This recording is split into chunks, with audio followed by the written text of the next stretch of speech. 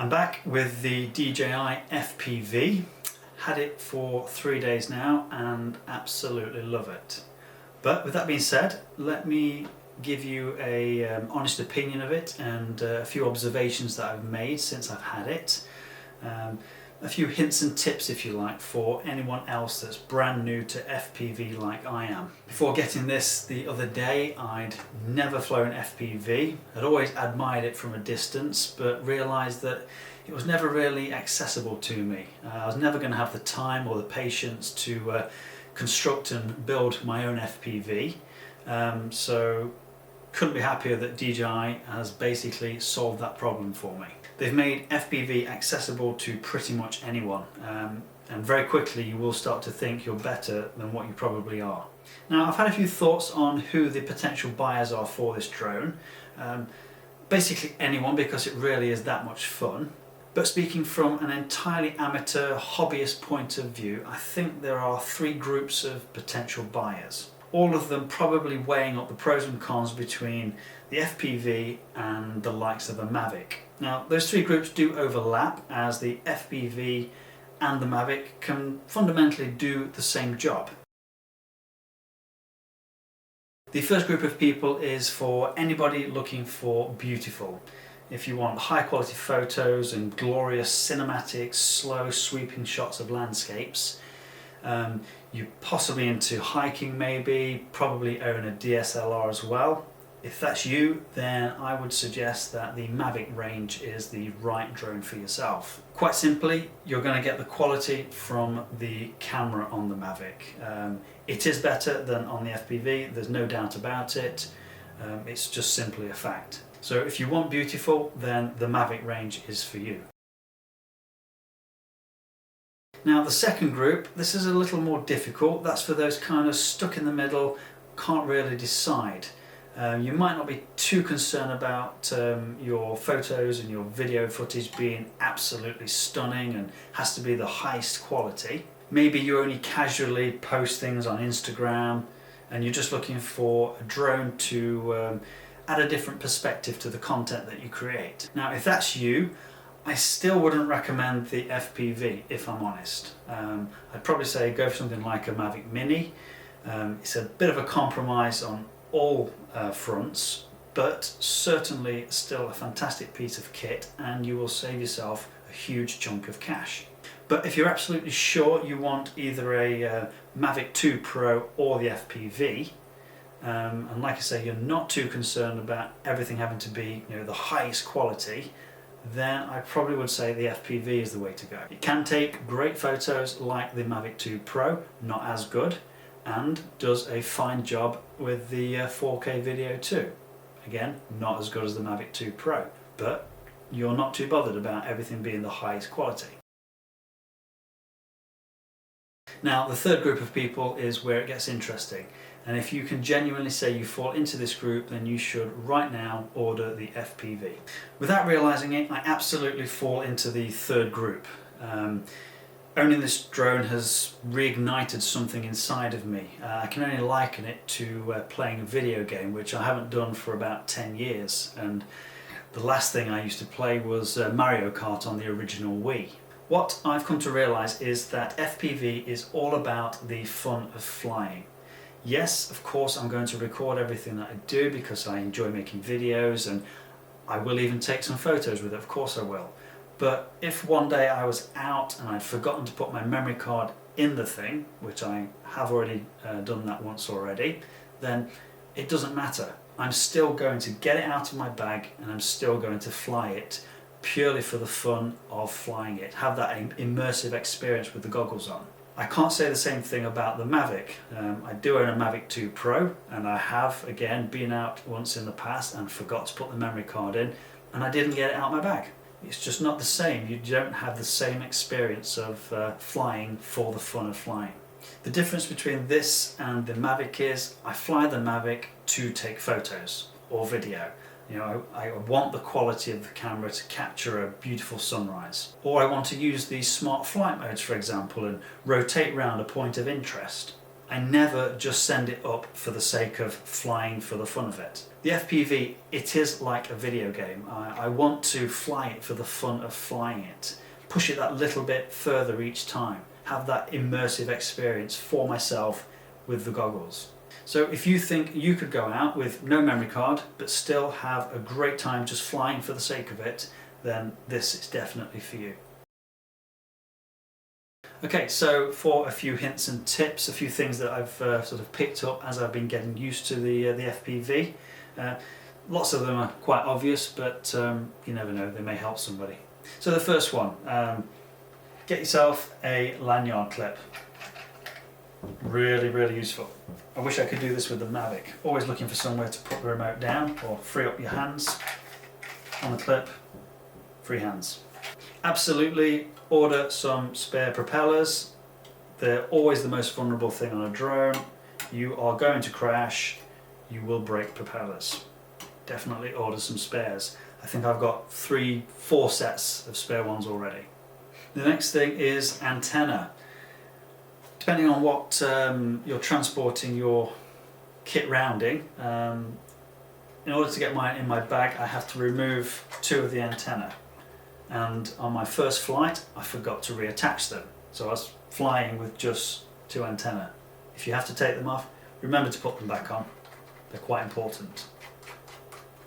Now, as I mentioned, if you did find yourself out without memory cards in the drone or the goggles, you would still want to fly, but that's not really the point, so remember your memory cards. And also, top tip, definitely have a memory card in your goggles and have it recording. That way then you can always call back the footage from the goggles should you crash.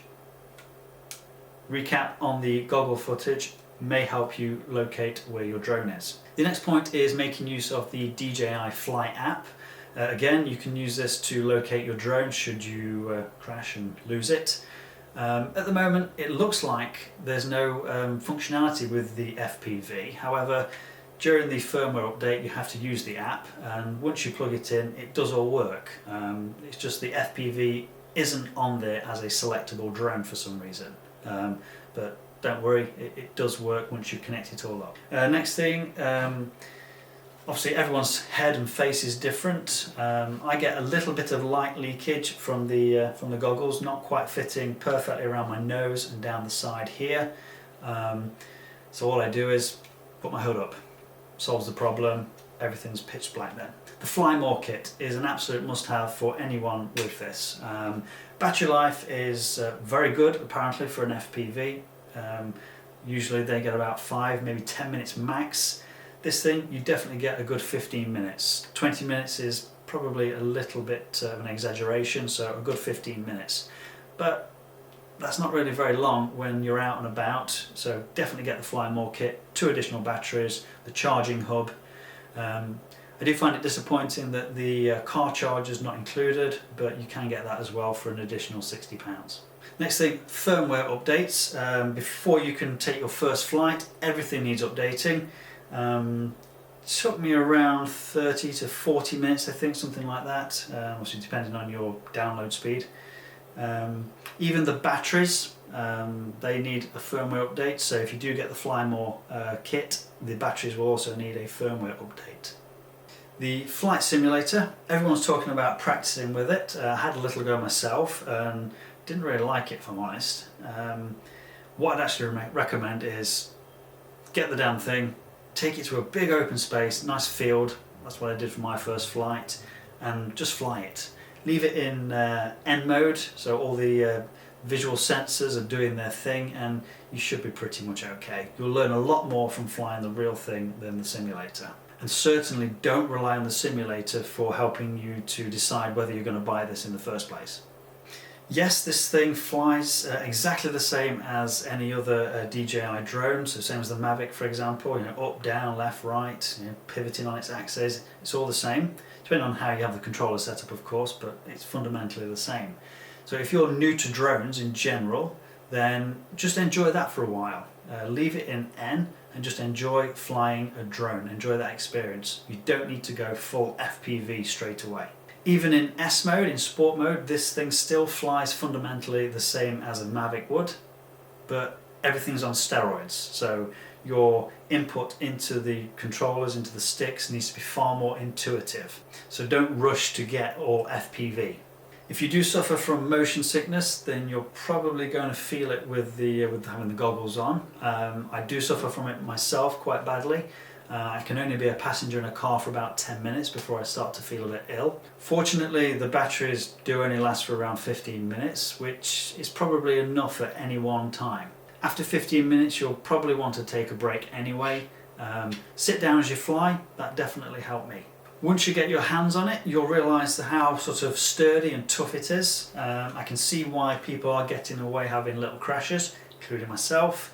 Obviously the things that you're going to damage are the props, which are of course all replaceable by yourself. You can also, I've noticed on the DJI website, you can replace the camera. I think it's about £130, which I didn't think was bad at all. But beyond that, I don't think anything else is really repairable at home. Certainly not motors or anything like that, so literally just props and camera by the looks of things. And finally, I think what you need to do is accept that you are going to crash. That's the nature of FPV. You're always trying to push it a little bit more each time, which inevitably will result in crashes. So if you're super precious about things that you own and can't make your peace with the fact that you're going to crash, then maybe this is not right for you. I'm not even convinced I've made my peace with it yet, but I've got it now, so I'm going to have to. Now you can of course limit your exposure to crashes. Other than some sort of hardware failure, I did see on Drone Film Guide, Stuart Carroll, he had a battery fly out the back. So maybe hardware does fail from time to time, but we all expect these things just to do what they're supposed to do. They only really get super crashy from human error. So yes, as you get more into the FPV side of things and having that immersive experience, then just choose your locations. For example, flying out in the open along a ridge line of some mountains maybe is far easier, I suppose, and safer than trying to fly through a forest. I've come to realise it's all about baby steps with this. For myself as a newbie, I'm very happy right now having the experience in sport mode and really enjoying the flying. I've got no desire right now to even consider going into manual mode. I'm going to take my time and work up to that slowly. So which of the three groups do you fit into? Maybe you're fortunate enough to fit into that third group where you're absolutely 100% convinced that this for you is all about having that flying for the fun of it immersive experience. If that is you, then do it. Buy it. This is definitely the right drone for you. Be sure to get the extra propellers and extra batteries in the Fly More kit. There's actually a link in the description that you can use for all the kit you'll need. Thank you for watching and have fun crashing.